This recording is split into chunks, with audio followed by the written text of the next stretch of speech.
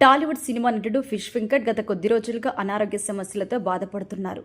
అయితే ఆయన తన ఆరోగ్య పరిస్థితి చాలా విషమంగా ఉందని, వెంటనే కిడ్నీ మార్పిడి చేయాల్సి ఉంటుందని కుటుంబ సభ్యులు తెలియజేశారు. కిడ్నీ మార్పిడి కోసం సుమారు 50 లక్షల వరకు ఖర్చవుతుందని దాతలు అలాగే సినిమా ఇండస్ట్రీ తమను ఆదుకోవాలి అంటూ ఫిష్ వెంకట్ కుమార్తె తన భార్య సోషల్ మీడియా ద్వారా తన బాధ చెప్పుకుంది. ఇలా ఫిష్ వెంకట్ అనారోగ్య సమస్యలతో బాధపడుతున్నా ఇప్పటి వరకు చిత్ర పరిశ్రమలో కొందరు హీరోస్ తప్ప ఎవ్వరూ పెద్దగా స్పందించలేదు. ముఖ్యంగా నటీనటులకి ఇలాంటి ఆపద వస్తే ఆదుకోవడానికి ఇండస్ట్రీ పెద్దలు ముందుకు వస్తారు, కానీ ఫిష్ వెంకట్ విషయంలో ఎవ్వరూ ముందుకు రాకపోవడంతో ప్రముఖ నిర్మాత తమ్మారెడ్డి భరద్వాజ్ను కలిసి ఇదే విషయం గురించి ప్రశ్నించారు కొంతమంది.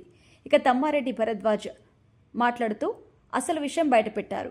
ఇంటర్వ్యూ సందర్భంగా సినిమా ఇండస్ట్రీలో ఉన్న చిన్న ఆర్టిస్టులు అనారోగ్యానికి గురైన సినీ ఇండస్ట్రీలో పెద్దవాళ్ళు సపోర్ట్ చేయలేదు అంటూ వెంటనే ఇండస్ట్రీపై బురద చల్లుతారు.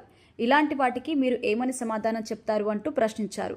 ఈ ప్రశ్నకు తమ్మారెడ్డి సమాధానం చెబుతూ ఎవ్వరూ ఎవరికి ఫ్రీగా సర్వీస్ చేయరని తెలిపారు. మనం ఏదైనా పని చేసుకుంటున్నప్పుడు రేపటి కోసం మనం జాగ్రత్త పడాలి. రేపు మనకి ఎలాంటి అవసరం వస్తుందో తెలియదు. అందుకోసం కొంత డబ్బును సేవ్ చేసుకోవాలని తెలిపారు. రూపాయి సంపాదించి ఆ రూపాయి ఖర్చు పెడితే రేపేదైనా ఆపద వచ్చినప్పుడు సహాయం చేయమంటే ఎవరు చేస్తారు? ఇప్పుడు మీరు చెప్తున్నారు కదా, ఆ వ్యక్తి డబ్బులు తీసుకోకుండా ఏం సినిమాలు చేసుండరు. అయితే ఆయనకొచ్చిన జబ్బుకి ట్రీట్మెంట్ చేయించాలి అంటే చాలా ఖర్చుతో కూడుకున్నది. ఇక పెద్ద హీరోస్ వారి పనుల్లో బిజీగా ఉంటూ బయటకు కూడా రాలేరు.